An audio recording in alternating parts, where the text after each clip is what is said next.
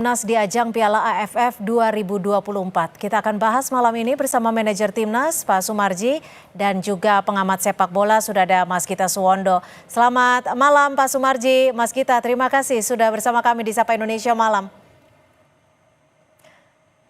Pak Sumarji, boleh diceritakan kondisi pemain saat ini dalam kondisi prima dan seperti apa kondisinya Pak Sumarji? Mohon maaf suaranya belum dibuka nih Pak Sumarji.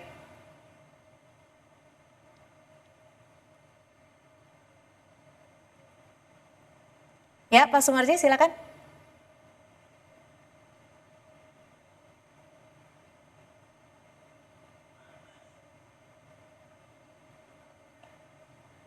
Baik, sambil menunggu ada memperbaiki audio dengan Pak Sumarji, saya ke Mas Gita.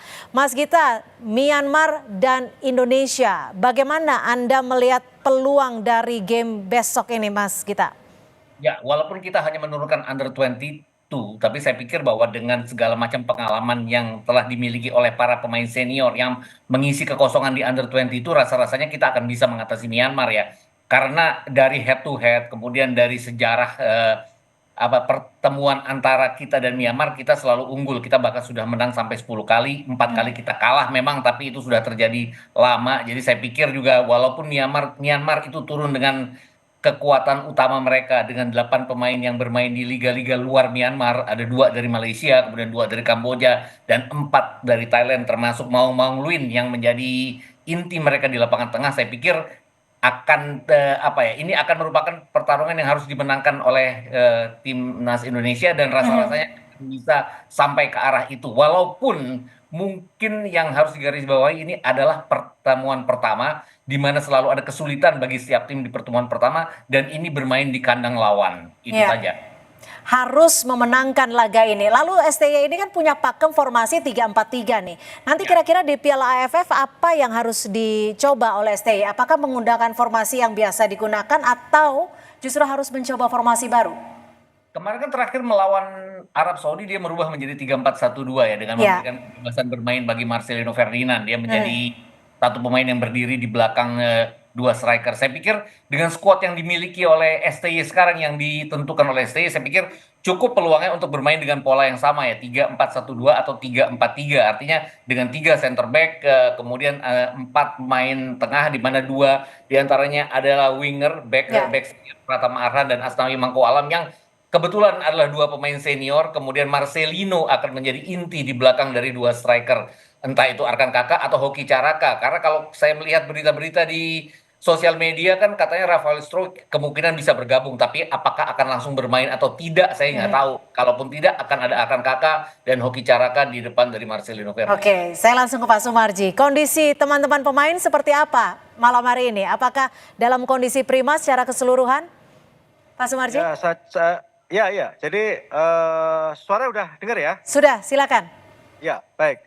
Jadi secara keseluruhan kondisi para pemain dalam kondisi yang sangat baik ya, sangat fresh ya, tidak ada satupun yang cedera. Sekarang ada 24 pemain yang bergabung.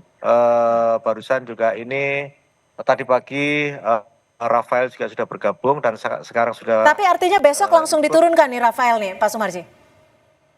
Ya, kita lihat situasinya. Kalau starter sih tidak, karena kan memang baru gabung, pasti kan juga harus diperhatikan hal-hal yang memang tentu menjadi perhatian khusus, terutama kalau capek kan pasti tidak efektif kalau diturunkan. Sehingga kita akan melihat, tentu itu semua keputusan Coach Sintayong besok, siapa yang akan menjadi starter dan siapa yang akan jadi pemain cadangan. Tapi kalau latihan hari ini tadi Rafael sudah diturunkan ya Pak Sumarji ya? Ya semuanya 24 pemain latihan semuanya. Langsung latihan. Menu latihan apa saja nih kalau boleh dibocorin ke kita saat untuk persiapan melawan Myanmar besok? Ya kan pertandingannya besok. Berarti saat sekarang ini difokuskan ke soal taktik dan strategi menghadapi lawan besok Myanmar. Mas Gita, kalau bicara soal taktik dan strategi, kira-kira apa sih kalau misalkan memang peluang kemenangan kita cukup besar, tapi tentunya kita juga tidak boleh menganggap remeh. Kira-kira taktik dan strategi apa yang kiranya bisa diunggulkan? Saya pikir ya sama seperti Sintayong sebelumnya bahwa walaupun ini under 20 itu kan ada beberapa pemain yang sebenarnya sudah menjadi pilihan Sintayong pada saat harusnya mereka bermain di Piala Dunia under 20 yang kita tidak jadi tuan rumah. Jadi saya pikir bahwa Sintayong juga dengan strateginya pasti akan melakukan press awal untuk mencoba mencuri kemenangan sejak ke awal dari melawan Myanmar. Walaupun itu tadi ini pertandingan awal pasti akan ada kehati-hatian, tapi kita wajib untuk lini pertahanan pasti akan tetap menjadi andalan dari Sintayong untuk kemudian melakukan build up serangan balik yang selalu biasa dia lakukan. Pak Sumarji, kalau untuk formasi sudah ada bocoran dari STY?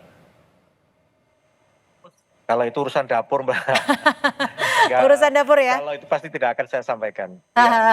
Tapi kalau melihat dari peluangnya, permainannya dari Myanmar, apa yang sekiranya dari Pak Sumarji bisa memberikan kita suatu masukan, imbauan bagi teman-teman pemain besok? Jadi begini, besok itu kan game pertama. Game pertama tentu itu harus ada perhatian secara khusus, terutama bagaimana kekompakan, kebersamaan, terbangun chemistry yang baik. Itu hal yang penting. Kenapa? Karena namanya game pertama itu boleh dikatakan ya sesuatu hal yang memang harus betul-betul dipersiapkan dengan baik. Jadi karena besok itu adalah game pertama, kami menekankan kepada para pemain agar betul-betul besok itu betul-betul bermain bagus, bermain dengan kekompakan, bermain dengan tim, dan terutama bagaimana mental para pemain itu sudah bisa dijalankan sesuai dengan yang diajarkan selama ini. Karena kan kaitannya dengan mental para pemain ini penting sekali, apalagi kaitannya